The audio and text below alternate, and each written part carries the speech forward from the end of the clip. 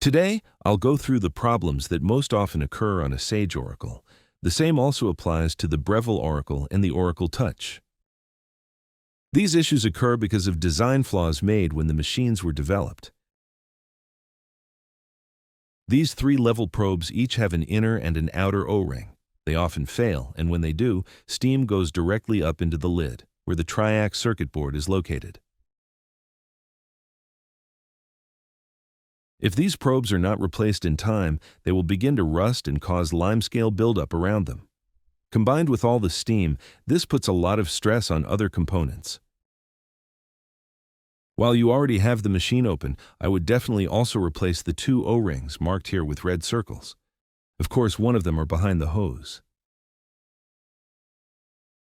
Often you'll see that steam has turned the connector green and white from corrosion. This can indicate further damage hidden under the plastic. Here are some examples. It's easy to see that much of it is corroded with oxide and corrosion.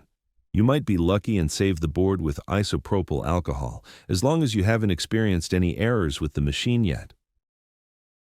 In the brew boiler, there are also two probes. They don't usually leak, but in some cases the brown plastic has cracked because they are stuck firmly due to limescale.